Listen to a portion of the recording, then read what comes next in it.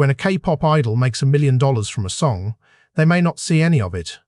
Not because they're being defrauded, because they owe it. Years of training, paid for by the agency before they ever debuted. Album production, music videos, choreographers, stylists, all recouped from the artist's share before a single check is cut. The contract that governs this, the 7-year exclusive contract, is being challenged in Korean and American courts right now. The Korean government has spent the past 2 years rewriting it. Last June, the Korea Fair Trade Commission finalized a consent decree with the 5 largest entertainment companies, HYBE, SM, YG, JYP, and Starship. In January 2026, new standard trainee contracts mandated by Korea's Ministry of Culture took effect, fundamentally restructuring what an agency can legally require of a person between the ages of approximately 10 and 23. The financial mechanics that turn BTS into a publicly traded entertainment juggernaut. HYBE went public in October 2020 at a roughly $9 billion valuation, peaked above $12 billion, and remains among the largest entertainment companies in Asia, are not the mechanics most fans see. The choreography, the music videos, the album drops, the world tours, those are the products. The financial structure underneath is what this episode walks through. When an idol makes $1 million from a song, where does the money actually go, and how much of it does the person on stage ever see?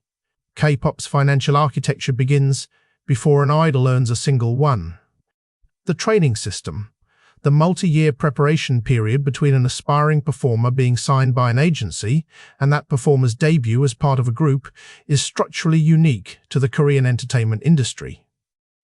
Trainees are signed by entertainment companies typically between the ages of 10 and 17, with the agency paying for their housing, food, training in vocal performance, dance, language acquisition, media training, and in many cases secondary education. The training period lasts anywhere from 1 to 10 years. The industry standard average is between 3 and 7. During training, the trainee does not earn income. They accumulate what the industry calls a recoupable balance, a running tally of all costs the agency has spent on their training, which the trainee will be required to repay from their earnings once they debut. Public reporting and academic analysis of standard major agency contracts indicate that the typical trainee recoupable balance at debut ranges between $50,000 and $300,000 per trainee, with elite tier programs at HYBE, SM, and JYP often exceeding the upper end of that range due to international training facilities, extensive language coaching, and producer fees. The trainees who reach debut are a small fraction of those who are signed. Industry estimates suggest that fewer than 10% of trainees signed by major agencies ultimately debut in a commercially active group. The other 90% are either terminated from their contracts, transferred to smaller agencies, or simply released. The financial obligation of trainees who do not debut is, under current standard contracts, generally written off by the agency. The financial obligation of trainees who do debut becomes the foundation of their relationship with the agency for the next 7 years. The training system functions, from a financial perspective, as a venture capital portfolio. Agencies invest in many candidates, expecting only a few, to produce returns sufficient to repay the entire portfolio. When a trainee debuts as part of a group, they sign an exclusive contract with the agency. The term exclusives is the operative word. The contract grants the agency exclusive rights to commercially exploit the artist's name, image, performances, music recordings, and public appearances. The artist agrees not to perform commercially with any other entity, sign with any other agency, or accept individual endorsement deals without the agency's approval. The standard contract length, as established by Korea Fair Trade Commission guidelines, is a maximum of 7 years from the contract start date. The 7-year maximum was itself a regulatory intervention. Historically, K-pop exclusive contracts ran 10 to 13 years, sometimes longer. The 2009 slave contract lawsuits brought by 3 members of the group TVXQ against SM Entertainment led to a series of KFTC rulings that capped contract length at 7 years and required the inclusion of standard provisions limiting agency control over the artist's personal life. Inside the 7-year contract are the revenue-sharing terms. Royalty splits in standard. K-pop contracts vary by agency and by deal vintage, but the typical post-recoupment split allocates between 30 and 50% of revenue to the artist, with the remaining 50 to 70% retained by the agency. Pre-recoupment. During the period when the trainee balance is being earned back, the artist may receive a smaller share or no payment at all from certain revenue streams. The contract typically specifies that recoupable expenses include not only the historical training balance, but also the agency's costs of releasing the music, producer fees, recording studio costs, music video production, marketing budgets, choreographer fees, and stylist and wardrobe costs. The artist must recoup all of these expenses from their share before receiving income. For an album that cost the agency $2 million to produce and promote, the artist receives no income from that album until $2 million of revenue is generated. For groups that perform commercially at the top tier, the album recoupment threshold is reached quickly. For groups whose first releases perform modestly, the artist may not receive income from the agency for years. On June 9, 2025, the Korea Fair Trade Commission finalized a consent decree with 5 major entertainment companies: HYBE, SM Entertainment, YG Entertainment, JYP Entertainment, and Starship Entertainment. The investigation that led to the decree began in July 2023 and focused on a narrow but significant issue: the company's failure to issue timely written contracts when outsourcing work to small and medium-sized enterprises for album production, merchandise, video content, and concert services. Under Korea's Subcontracting Transaction Fairness Act, companies must provide written contracts containing statutory information before work begins. The KFTC investigation found that the 5 companies routinely violated this requirement. Rather than impose fines, the KFTC accepted self-correction measures from the companies, what Korean competition law calls a consent decree.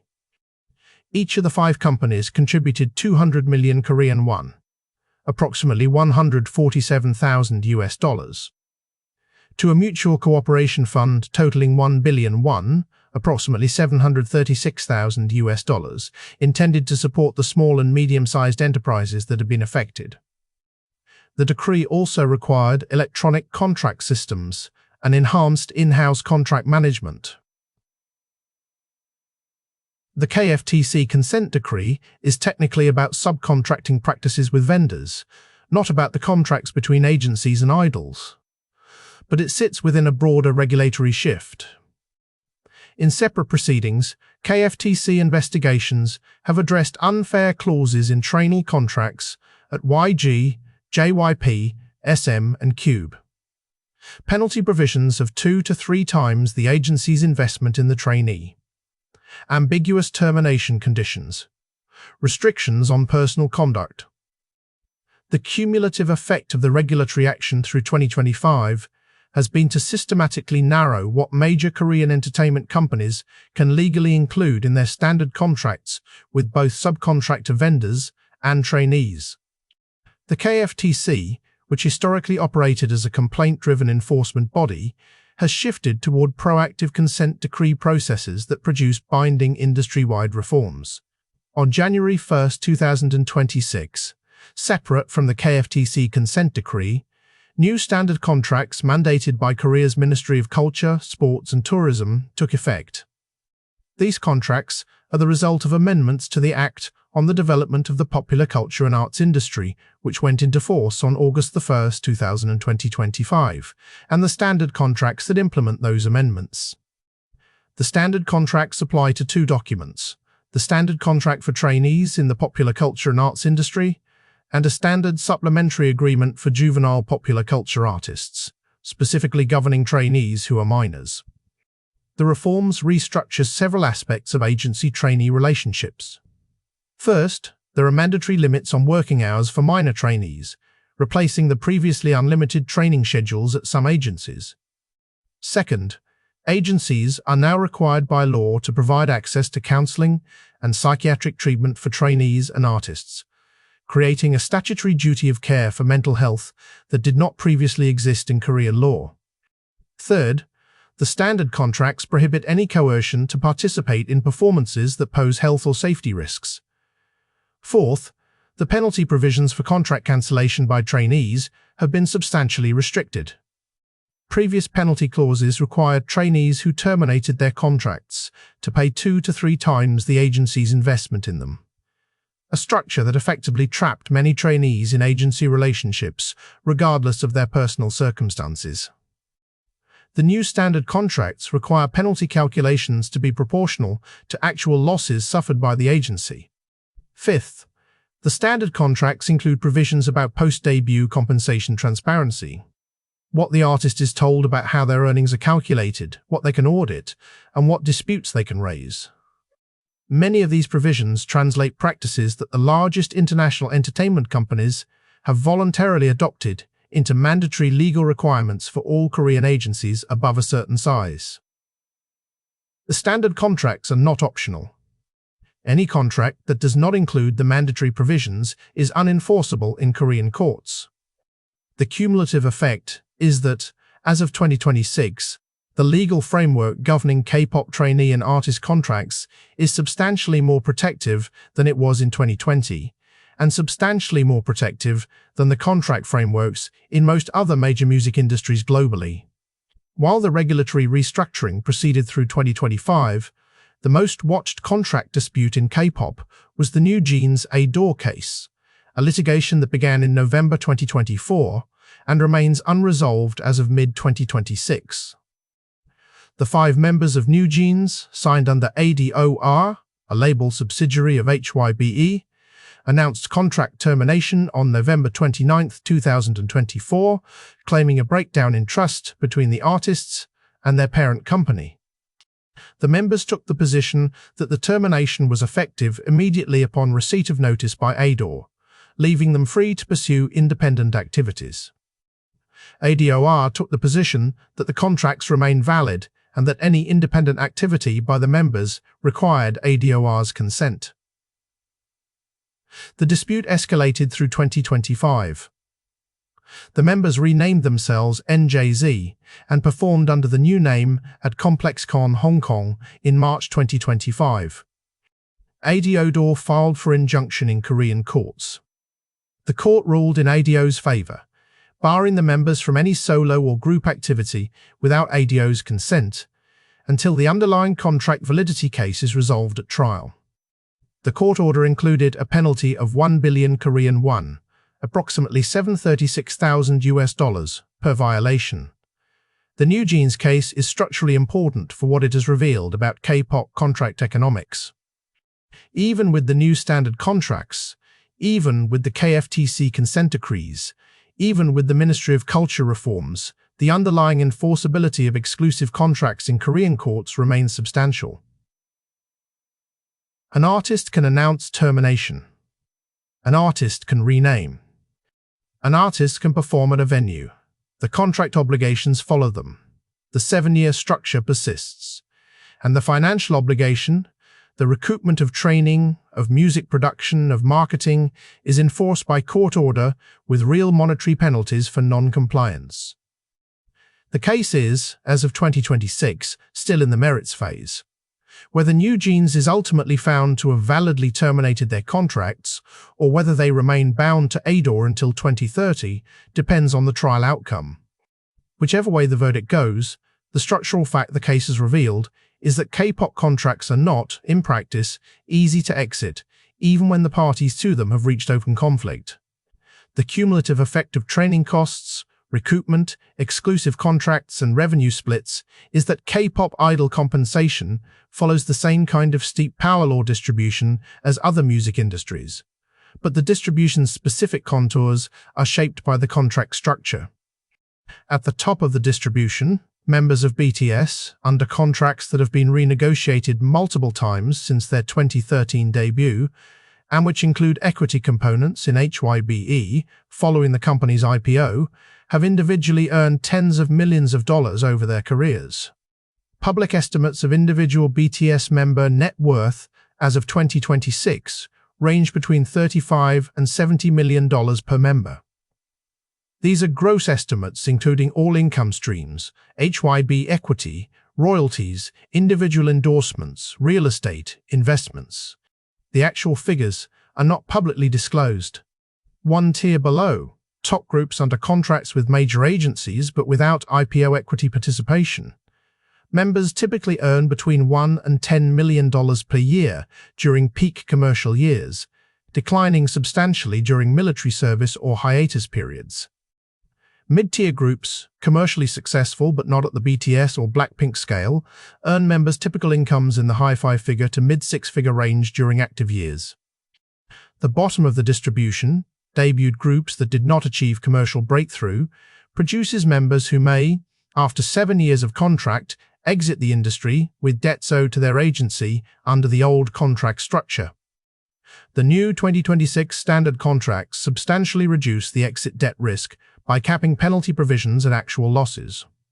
But the income distribution above the survival threshold continues to follow the global power law shape. A few groups capture the majority of industry revenue, and within those groups, members at parity within the contract structure receive proportional shares.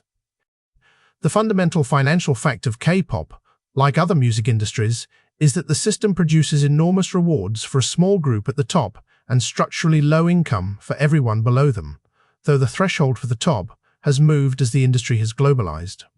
What we have walked through is the financial structure of the modern K-pop industry as of mid-2026.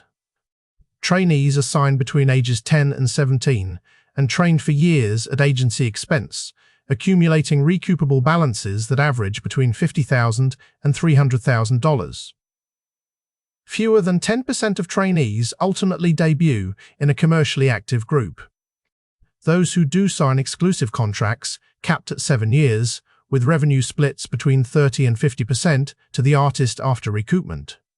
Recoupment includes both the training balance and the ongoing costs of producing music.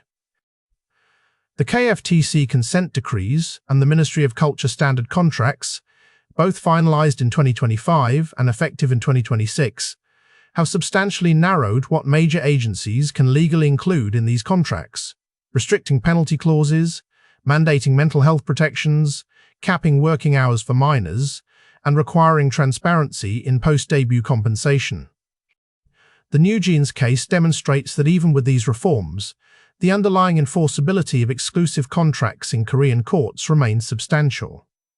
Top-tier idols earn enormous sums, often supplemented by equity participation in publicly traded agencies like HYBE. Mid-tier idols earn modest but professional incomes during their active careers. Bottom-tier idols, under pre-2026 contracts, sometimes exited the industry in debt. None of this is hidden. The Korean Fair Trade Commission has investigated. The Ministry of Culture has restructured. The courts have ruled. The industry has adapted. The financial mechanics of K-pop are not the exotic, secret machinery that international press coverage sometimes suggests. They are an aggressive, regulator-shaped, contract-based labor system that has produced one of the most successful music industries in the world, and that has done so at structural costs that the country's own government has spent the past 2 decades progressively constraining. Whether the constraints will be sufficient, whether the next generation of trainees will fare materially better than the last, is a question that 2027 and 2028 will begin to answer. Subscribe for more of the economics behind the systems and products that shape everyday life.